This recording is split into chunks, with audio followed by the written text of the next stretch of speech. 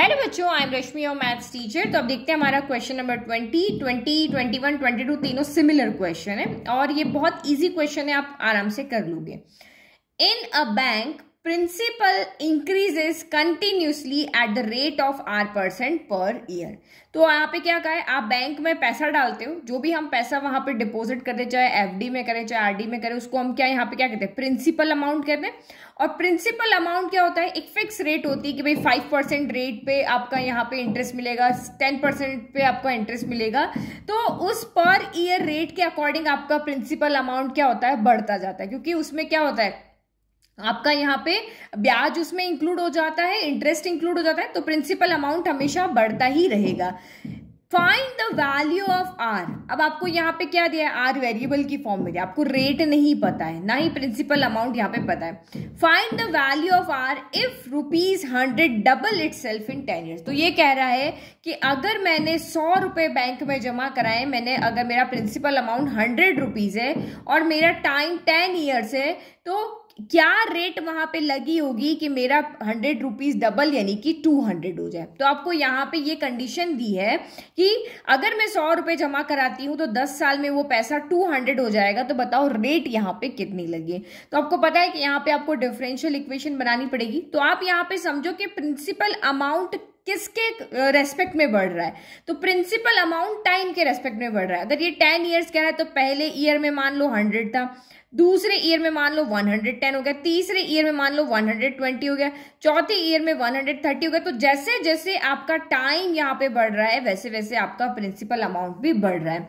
तो principal amount किसके respect में बढ़ रहा है, टाइम के रेस्पेक्ट में बढ़ रहा है। तो हमारी जो यहाँ पे डिफरेंशियल इक्वेशन बनेगी वो dp/dt की फॉर्म में बनेगी। समझ में आ गया? बस यहाँ लाइन से आपको समझ में आना चाहिए, बाकी तो आप ये वाला पार्ट कर लोगे।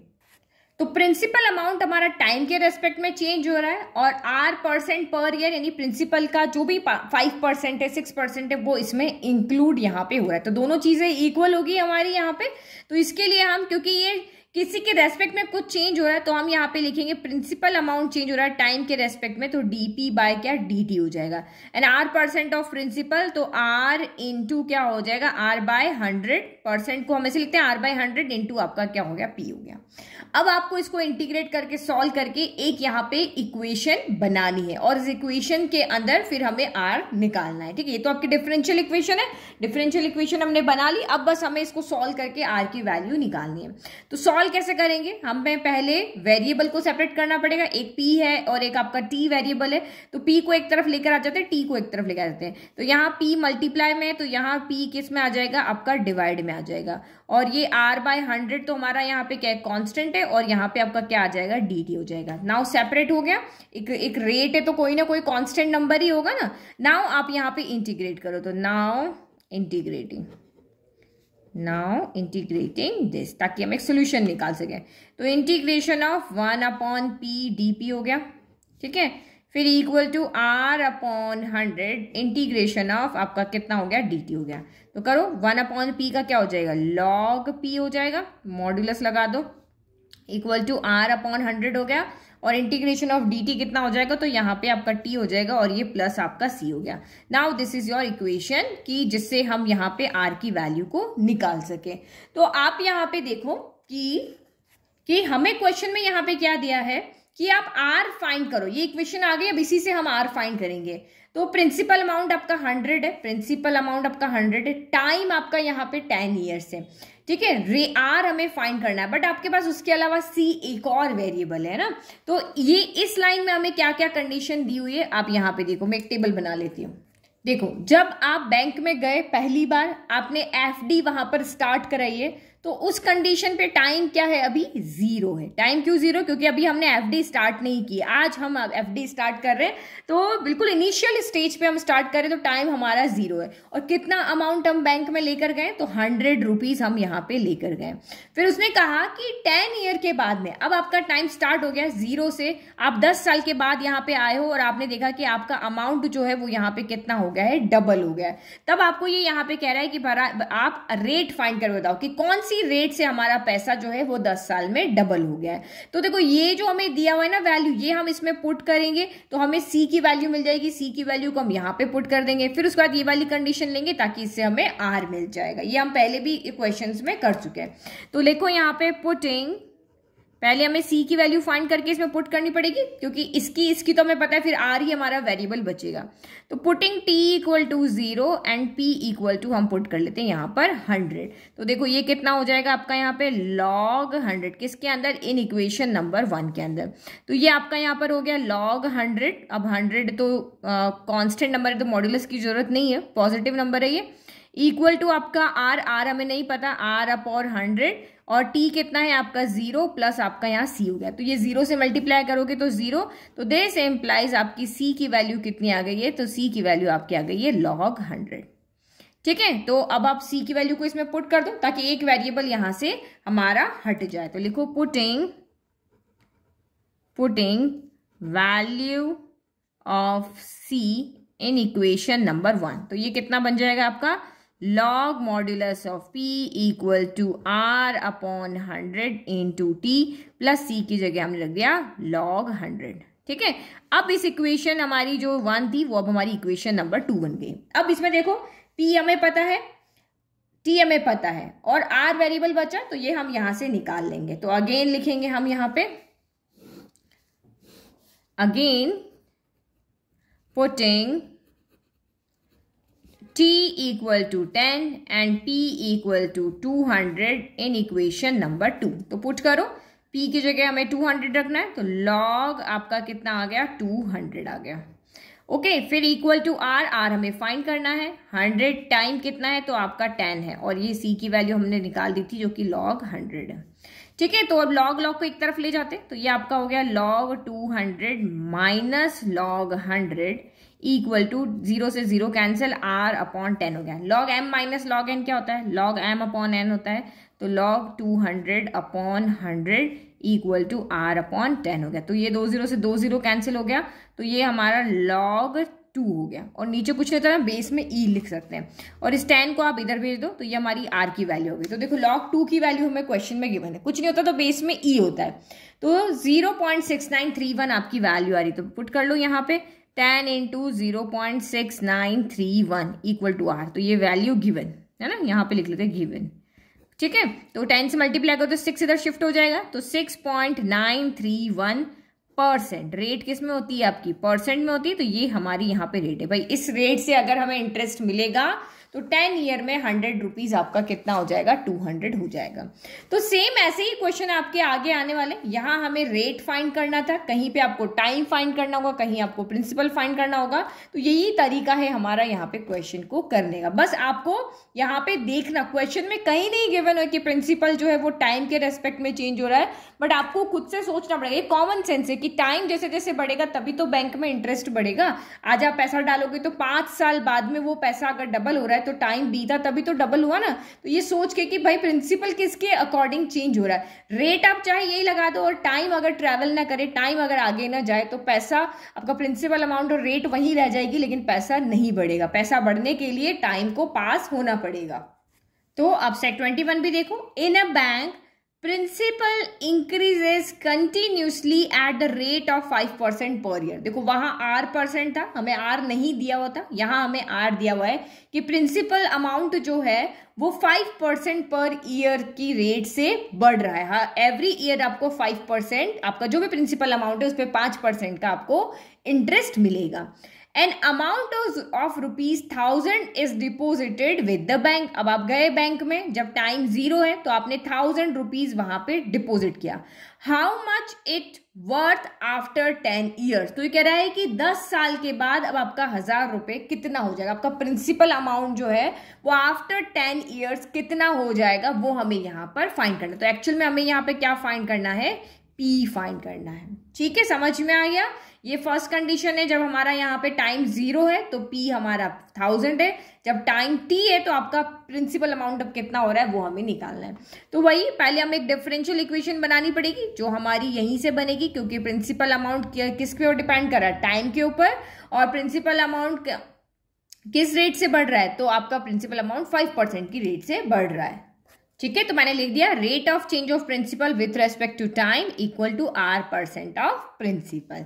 तो ये आपका कितना हो जाएगा, dp अपॉन कितना हो जाएगा, ये dt हो जाएगा इक्वल टू R%, यानी कि हमारा R कितना दिया 5% ना, तो यहाँ पे हम 5 ही लिख लेते हैं, रेट 5% ऑफ प्रिंसिपल। तो ये कितना हो जाएगा 5/100 इंटू प्रिंसिपल अमाउंट कितना है हमारा P, क्योंकि हमें प्रिंसिपल अमाउंट अभी दिया हुआ नहीं, सिर्फ हमें रेट दी हुई, तो हमने यहाँ पे लिख दिया। अब इसको थोड़ा सा हम सॉल्व कर लेते हैं। तो सॉल्व कैसे करते हैं आपको पता ही, एक एक वेरिएबल को, P वेरिएबल और T है तो P को इधर लेके चले जाओ, तो ये dP अपॉन क्या हो जाएगा P हो जाएगा, और इक्वल टू 5 1 जा 5 और ये आया 20, तो ये 1/20 कितना हो गया dt हो गया। नाउ इंटीग्रेट करो, तो लिख लेते हैं हम इंटीग्रेटिंग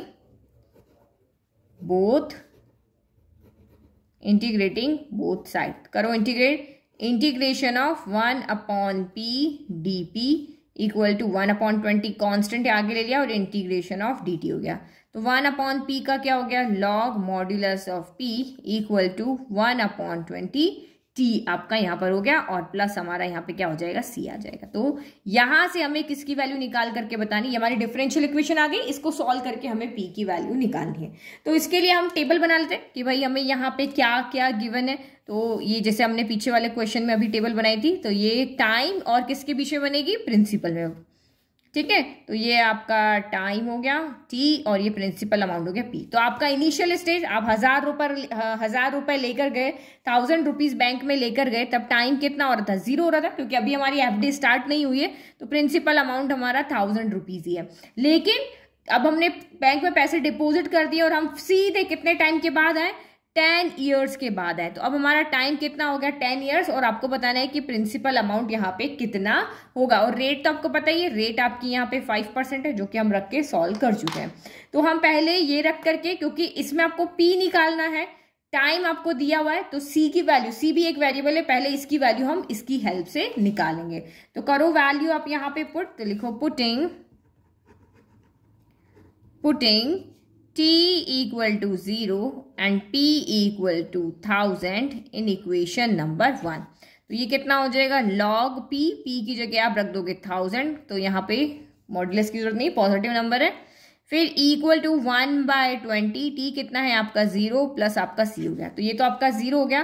तो दिस एम्प्लाई c की वैल्यू कितनी आ गई, log 1000 इक्वल टू आपका c आ गया। तो c आप इक्वेशन नंबर में पुट कर दो, पुटिंग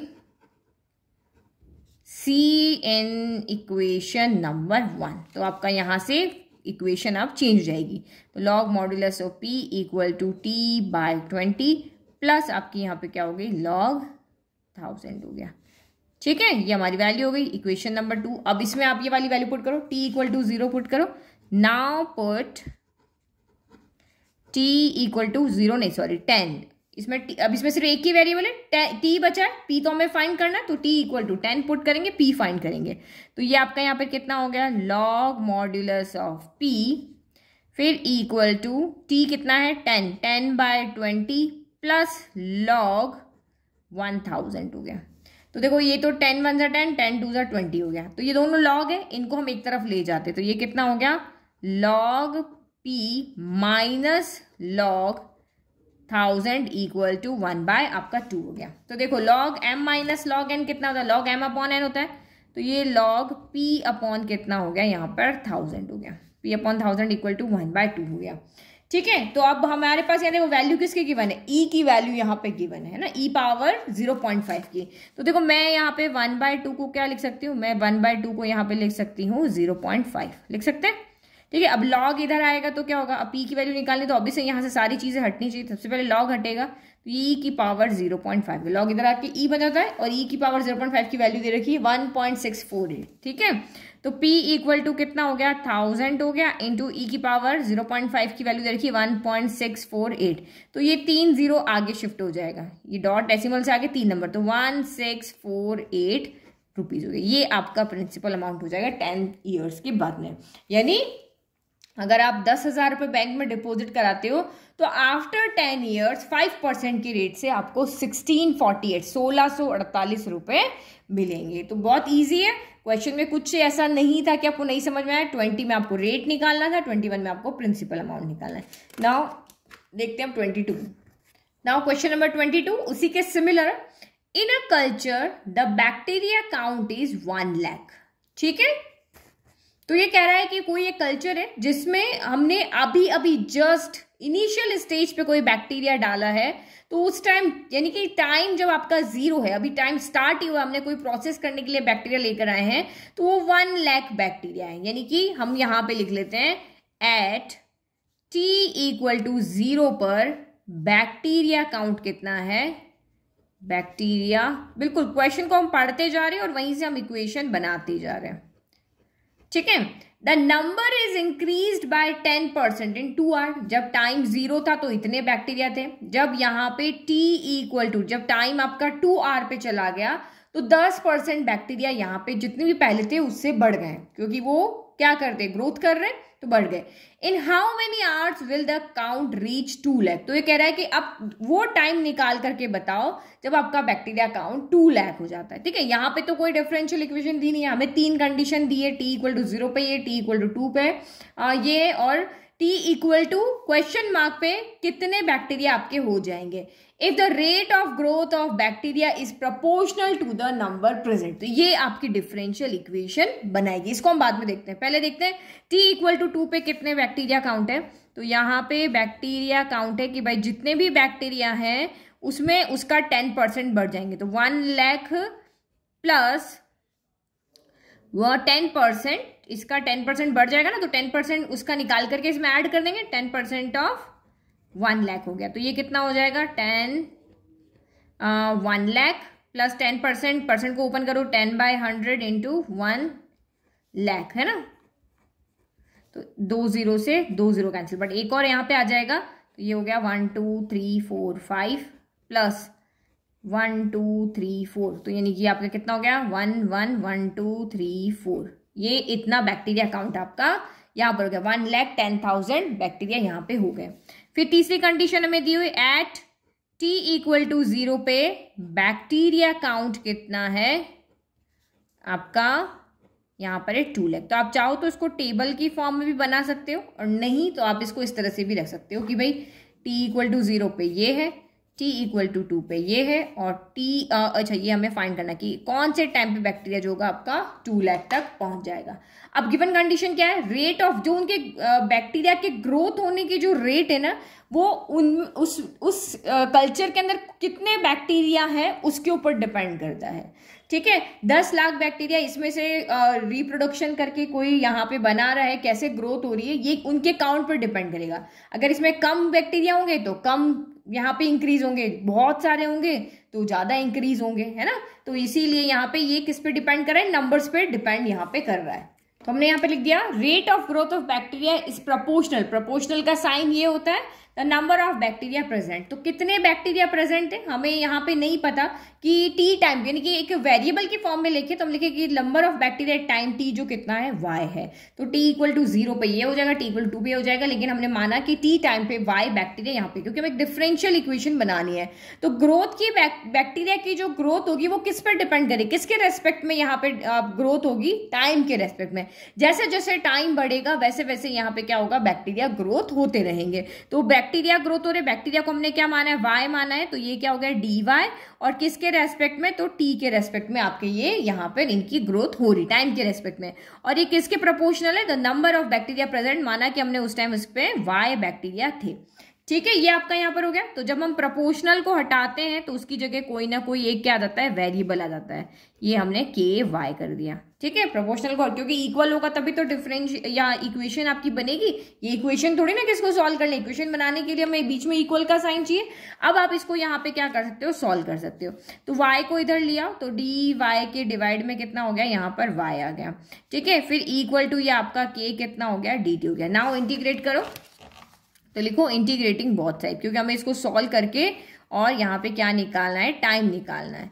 इंटीग्रेटिंग बोथ साइड, तो ये आपका इंटीग्रेशन dy अपॉन y हो गया इक्वल टू k कांस्टेंट बार इंटीग्रेशन ऑफ dt हो गया।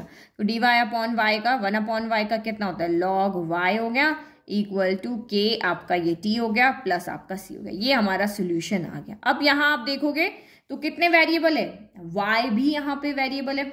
ठीक है, और k भी वेरिएबल है, t भी है, c भी है। देखो अब यहाँ हमें निकालना है बैक्टीरिया काउंट 2 लाख है, तो y तो चलो 2 लाख दिया हुआ है, टाइम हमें निकालना है, बट k और c की वैल्यू हमें पहले यहाँ पे पुट करनी होगी, तब हम t निकाल पाएंगे इस बैक्टीरिया काउंट के रेस्पेक्ट में। तो क्या है आपका, अगर मैं यहाँ पे एक टेबल बना लेती हूँ, या फिर आप यहीं से देखो t इक्वल टू 0 पे हम 1 लाख रखेंगे, तो यहाँ से हमें c मिल जाएगा, कुछ तो मिलेगा। तो चलो पुट करके और इसको हम सॉल्व करते हैं। तो फर्स्ट हम यहाँ पे पुट कर रहे हैं जो हमारी कंडीशन है, t इक्वल टू 0 पे y कितना है, 1 लाख है। तो putting t equal to 0 and y equal to 1 2 3 4 5 put करो इसके अंदर। तो y की वैल्यू कितना हो गया, log 1 2 3 4 5, 1 लाख पॉजिटिव नंबर है तो यहाँ पे हमें जरूरत नहीं है। और ये आपका k हो गया, यानी कि मॉड्यूलस की जरूरत नहीं है, k इंटू टी कितना है, 0 प्लस c हो गया। तो यहाँ से आपकी c की वैल्यू कितनी आ गई, log 1 2 3 4 5, log 1 लाख आ गई। अब ये c की वैल्यू को उठा करके यहाँ से यहाँ रख दो, कम से कम एक वेरिएबल तो यहाँ से कम हुआ। तो लिखो putting c equal to log 1 2 3 4 5 in equation number 1। तो ये कितना हो गया आपका, log modulus y equal to k t plus log 1 lakh, ये हो गया। चलो अब इसके अंदर आप यहाँ पे क्या करोगे, अब हमारे पास एक और है, जब t इक्वल टू 2 है तो y कितना है हमारा, ये आप चाहो तो यहाँ टेबल बना दो, ये जो वैल्यू है ना वो सारी आपकी यहाँ पे क्या है, y है, ये सारी वैल्यू कितनी है, y है ना, हमने बैक्टीरिया काउंट y माना ना। तो t इक्वल टू 2 है तो y कितना है, 1,10,000। चलो पुट करो, अगेन पुटिंग, ये सेकेंड टाइम हम पुट कर रहे हैं, putting t equal to 2 and what y equal to 1,10,000। ठीक है, चलो पुट करो किसके अंदर, इन इक्वेशन नंबर, ये वाली इक्वेशन के अंदर, इसके अंदर पुट करेंगे, है ना, क्योंकि हम c यहां से हटा चुके हैं। तो इन इक्वेशन नंबर 2 करो पुट, यहाँ पे कितना हो जाएगा आपका, log 1 1 1 2 3 4, 1,10,000 equal to k as it is 2, t की जगह हमने 2 रखा तो 2k हो गया, और ये प्लस आपका कितना हो गया, log 1 1 2 3 1 लाख। अब इसको थोड़ा सा हम सॉल्व कर लेते हैं, इसको इधर भेज दें, यहाँ से हम k की वैल्यू निकाल दें, सिर्फ k ही यहाँ पे क्या है आपका वेरिएबल है, तो k की वैल्यू को भी इसमें पुट कर देंगे इस इक्वेशन में। तो ये पूरी इक्वेशन हमारी सिर्फ t एंड y की फॉर्म में आ जाएगी। तो log m minus log n, तो ये देखो log 1 1 1 2 3 4 minus log 1 2 3 4 5 equal to 2k हो गया। log m minus log n कितना होता है, log m upon n, 1 1 1 2 3 4 divide by 1 2 3 4 5 equal to आपका 2k हो गया। तो देखो ये कितना हो गया, 4 0 से 4 0 कैंसिल, 11/10 हो गया, 2 को भी हम इधर ले आते हैं, तो 1/2 log 11 अपॉन 10 इक्वल टू आपका कितना हो गया, k हो गया। अब ये k की वैल्यू को आप कहाँ पुट कर दोगे, यहाँ पे, इस k की वैल्यू को यहाँ, तो ये इक्वेशन पूरी क्या बन जाएगी हमारी, सिर्फ एक y एंड t में चेंज हो जाएगी। तो ये मैंने यहाँ पे रख दिया, ये जो इक्वेशन थी log y as it is, t as it is, k की वैल्यू हमने अभी निकाली थी वो रख दी, और c की वैल्यू पहले से है। अब हमें यहाँ पे क्या देखना है, नाउ पुटिंग, अब हमारे पास सिर्फ 2 वेरिएबल है, एक वेरिएबल हमारे पास y है, एक हमारा t है। तो t तो हमें फाइंड करना, y की वैल्यू हमें गिवन है, तो now put y equal to 2 lakh, यही एक वैल्यू है। चलो पुट करो, तो ये हो गया log 2 1 2 3 4 5 log 2 lakh equal to, t तो हमें फाइंड करना है, तो ये t/2 log 11/10। सॉल्व तक ही थोड़ा ये लंबा है क्योंकि इसमें नंबर्स बहुत ज्यादा है ना। अब ये log m minus log n हो जाएगा, ये उधर जाएगा तो क्या हो जाएगा, log m minus log n हो जाएगा, 2 माइनस log 1 लाख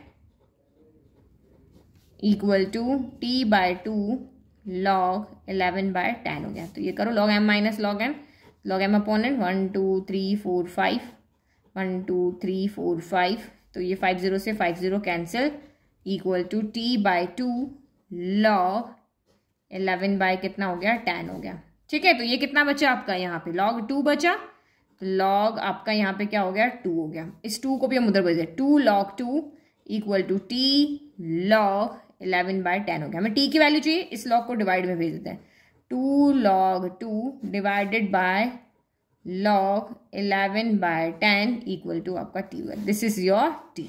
मतलब अगर आप इसमें वैल्यू रख दोगे, मतलब इनको आप सॉल्व कर लोगे तो आपको एग्जैक्ट टाइम मिल जाएगा। log 2 की वैल्यू अगर आपको गिवन है टेबल में, वहां से देख लो। 11/10 की वैल्यू गिवन है तो देख लो, पुट करो, सॉल्व करो, तो आपको टाइम यहाँ पर मिल जाएगा, क्योंकि हमें टाइम ही यहाँ पे निकालना था। तो ये हमारा क्वेश्चन का आंसर है। क्वेश्चन बहुत ईजी था, बट नंबर्स हमारे बड़े बड़े थे, तो इसलिए हमको सोल्यूशन में थोड़ा सा टाइम लगा। ठीक है, तो आई होप आपको क्वेश्चन समझ में आ गया। बस डिफरेंशियल इक्वेशन बनानी आपको समझ में आ जाएगी, बाकी तो आप सॉल्व कर लोगे। चलो अब नेक्स्ट हमारा लास्ट क्वेश्चन देखते हैं यहाँ पे। तो क्वेश्चन नंबर 23, ये ऑब्जेक्टिव क्वेश्चन है, बट इसमें ऑप्शन प्रिंट नहीं हुए, तो आप देख लो सॉल्व कैसे करना है।